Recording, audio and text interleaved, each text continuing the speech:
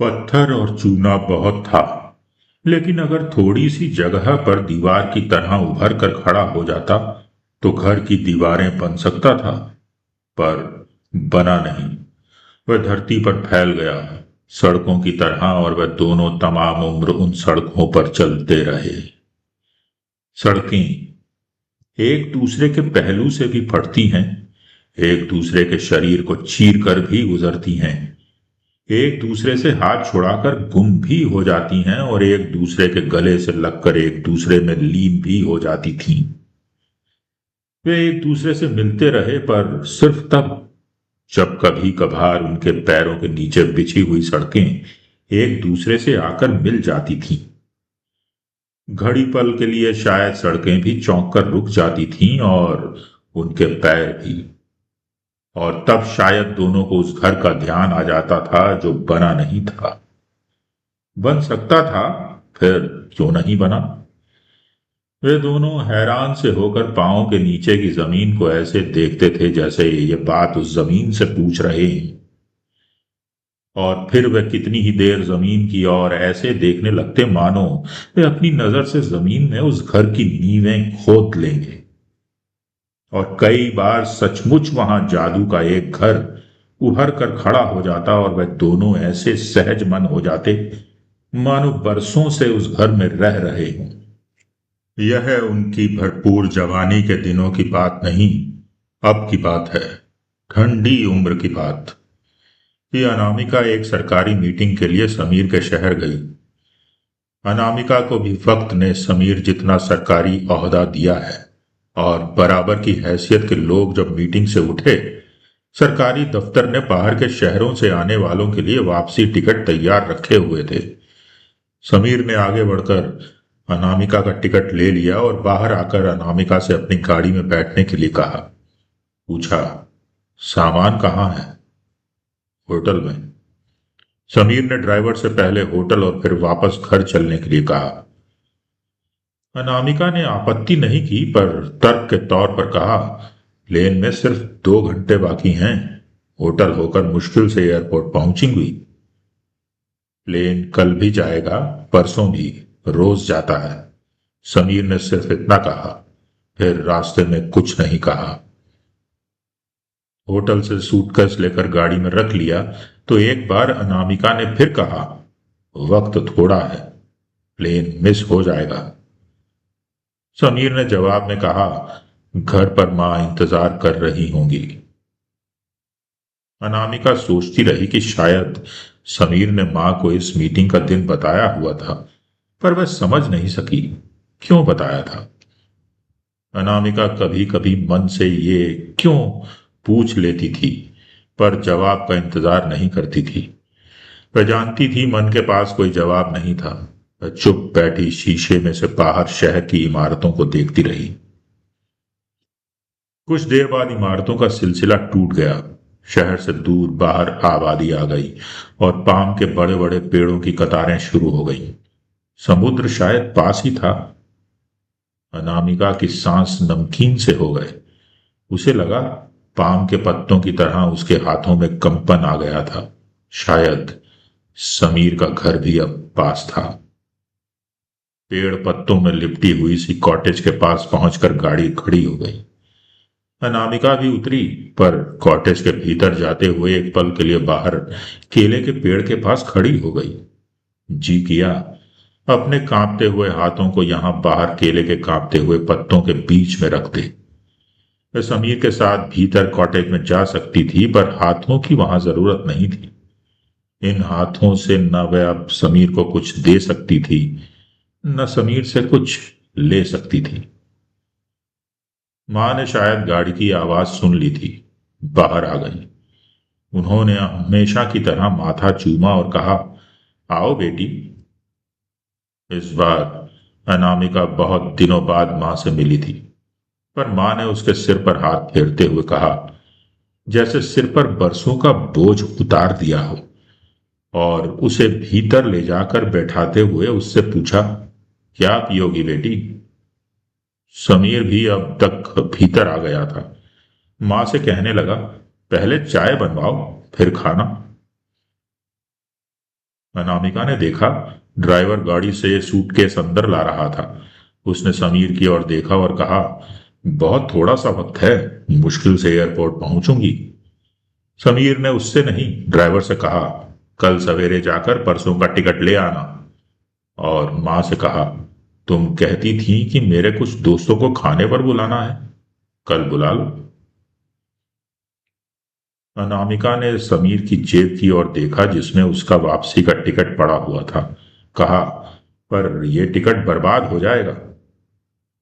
मां रसोई की तरफ जाते हुए खड़ी हो गई और अनामिका के कंधे पर अपना हाथ रखकर कहने लगी, टिकट का क्या है बेटी, इतना कह रहा है तो रुक जाओ। पर क्यों? अनामिका के मन में आया, पर कहा कुछ नहीं। कुर्सी से उठकर कमरे के आगे बरामदे में जाकर खड़ी हो गई। सामने दूर तक पाम के ऊंचे ऊंचे पेड़ थे। समुद्र परे था, उसकी आवाज सुनाई दे रही थी। अनामिका को लगा, सिर्फ आज का क्यों नहीं, उसकी जिंदगी के कितने ही क्यों उसके मन के समुद्र के तट पर इन पाम के पेड़ों की तरह उगे हुए हैं और उनके पत्ते अनेक वर्षों से हवा में कांप रहे हैं। अनामिका ने घर के मेहमान की तरह चाय पी, रात को खाना खाया और घर का गुसलखाना पूछकर रात को सोने के समय पहनने वाले कपड़े बदले।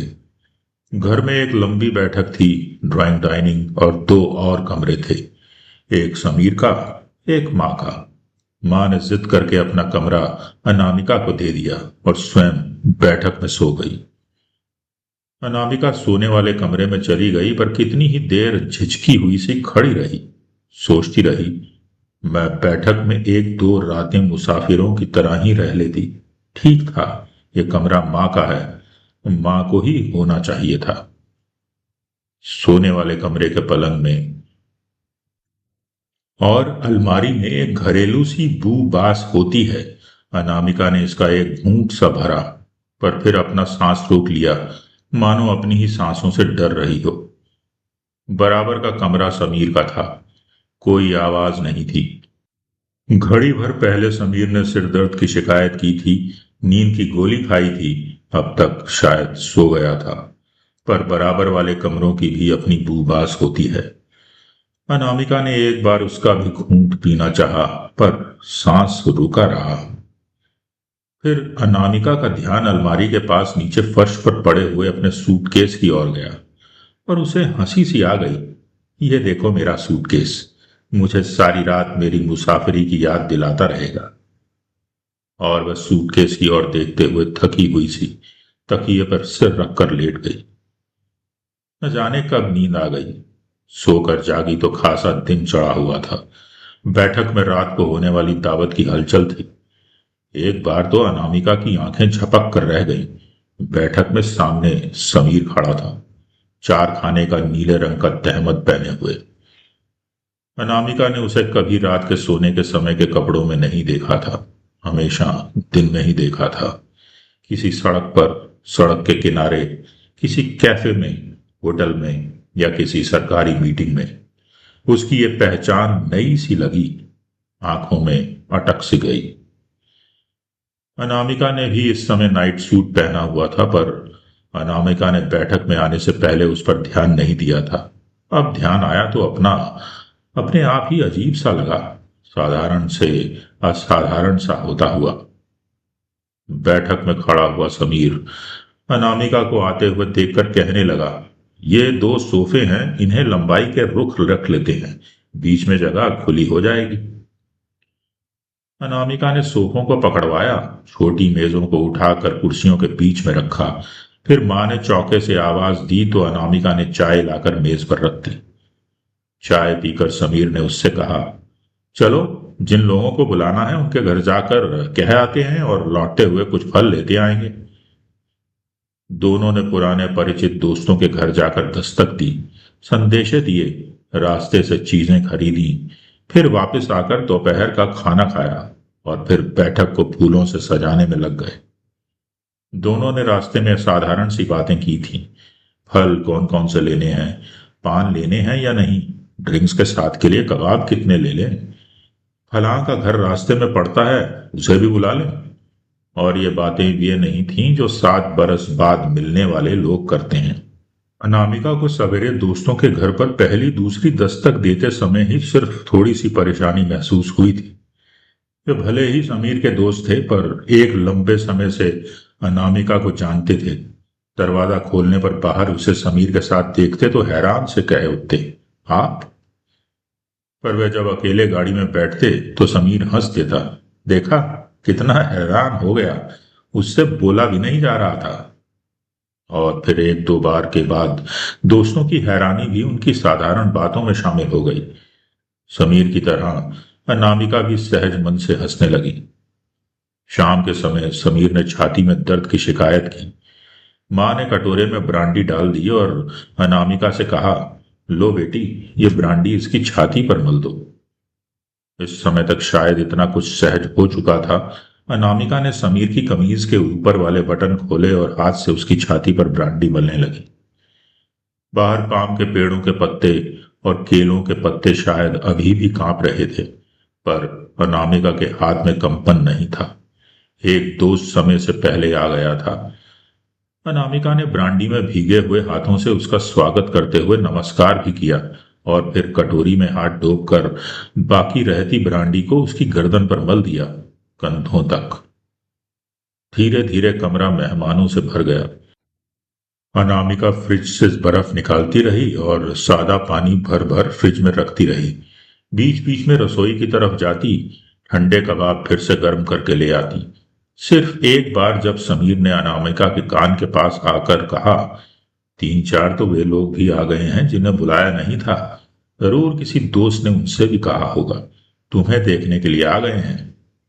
तो पल भर के लिए अनामिका की स्वाभाविकता टूटी, पर फिर जब समीर ने उससे कुछ गिलास धोने के लिए कहा तो वह उसी तरह सहज मन हो गई।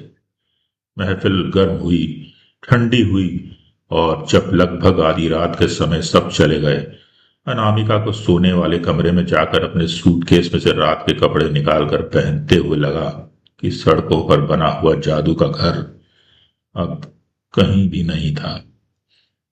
यह जादू का घर उसने कई बार देखा था, बनते हुए भी, मिटते हुए भी। इसलिए वह हैरान नहीं थी, सिर्फ थकी थकी सी तकिए पर सिर रखकर सोचने लगी, कब की बात है? शायद 25 बरस हो गए, नहीं, 30 बरस, जब पहली बार वह जिंदगी की सड़कों पर मिले थे। अनामिका किस सड़क से आई थी, समीर कौन सी सड़क से आया, ये दोनों पूछना भी भूल गए थे और बताना भी। वे निगाह नीची किए जमीन से नींवें खोदते रहे और फिर यहां जादू का एक घर बनकर खड़ा हो गया और वह सहज मन से सारे दिन उस घर में रहते रहे। फिर जब दोनों की सड़कों ने उन्हें आवाजें दी, वे अपनी अपनी सड़क की ओर जाते हुए चौंक कर खड़े हो गए। देखा, दोनों सड़कों के बीच एक गहरी खाई थी। समीर कितनी देर उस खाई की ओर देखता रहा, जैसे अनामिका से पूछ रहा हो कि इस खाई को तुम किस तरह से पार करोगी। अनामिका ने कहा कुछ नहीं था, पर समीर के हाथ की ओर देखा था, जैसे कह रही हो, तुम हाथ पकड़कर पार करा लो, मैं मजहब की इस खाई को पार कर जाऊंगी। फिर समीर का ध्यान ऊपर की ओर गया था, अनामिका के हाथ की ओर। अनामिका की उंगली में हीरे की एक अंगूठी चमक रही थी। समीर कितनी देर तक देखता रहा, जैसे पूछ रहा हो, तुम्हारी उंगली पर यह जो कानूनी धागा लिपटा हुआ है, मैं इसका क्या करूंगा? अनामिका ने अपनी उंगली की ओर देखा था और धीरे से हंस पड़ी थी, जैसे कह रही हो, तुम एक बार कहो, मैं कानून का यह धागा नाखूनों से खोल दूंगी। नाखूनों से नहीं खुलेगा तो दांतों से खोल दूंगी। पर समीर चुप रहा और अनामिका भी चुप खड़ी रह गई थी। और जैसे सड़कें एक की जगह पर खड़ी हुई भी चलती रहती हैं, वे भी एक जगह पर खड़े हुए चलते रहे। फिर एक दिन समीर के शहर से आने वाली सड़क अनामिका के शहर आ गई थी और अनामिका ने समीर की आवाज सुनकर अपने 1 बरस के बच्चे को उठाया था और बाहर सड़क पर उसके पास आकर खड़ी हो गई थी। समीर ने धीरे से हाथ आगे करके सोए हुए बच्चे को अनामिका से ले लिया था और अपने कंधे से लगा लिया था। और फिर वे सारे दिन उस शहर की सड़कों पर चलते रहे। वे भरपूर जवानी के दिन थे। उनके लिए ना धूप थी न छांव।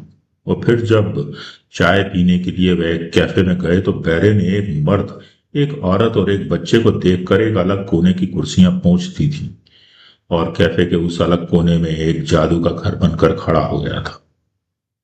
और एक बार अचानक चलती हुई रेलगाड़ी में मिलाप हो गया था। समीर भी था, माँ भी, और समीर का एक दोस्त भी। अनामिका की सीट बहुत दूर थी, पर समीर के दोस्त ने उससे अपनी सीट बदल ली थी और उसका सूटकेस उठाकर समीर के सूटकेस के पास रख दिया था। गाड़ी में दिन के समय ठंड नहीं थी, पर रात ठंडी थी। माँ ने दोनों को एक कंबल दे दिया था, आधा समीर के लिए और आधा अनामिका के लिए। और चलती गाड़ी में उस साझे के कंबल के किनारे जादू के घर की दीवारें बन गई थी। जादू की दीवारें बनती थीं, मिटती थीं, और आखिर उनके बीच खंडहरों की सी खामोशी का एक ढेर लग जाता था। समीर को कोई बंधन नहीं था, अनामिका को था, पर वह तोड़ सकती थी। फिर यह क्या था कि वह तमाम उम्र सड़कों पर चलते रहे। अब तो उम्र बीत गई। अनामिका ने उम्र के तपते दिनों के बारे में भी सोचा और रब के ठंडे दिनों के बारे में भी। लगा सब दिन, सब बरस पाम के पत्तों की तरह हवा में खड़े कांप रहे थे। बहुत दिन हुए। एक बार अनामिका ने बरसों की खामोशी को तोड़कर पूछा था, तुम बोलते क्यों नहीं? कुछ भी नहीं कहते? कुछ तो कहो। पर समीर हंस दिया था। कहने लगा, यहां रोशनी बहुत है, हर जगह रोशनी होती है, मुझसे बोला नहीं जाता। और अनामिका का जी किया था वह एक बार सूरज को पकड़कर बुझा दे।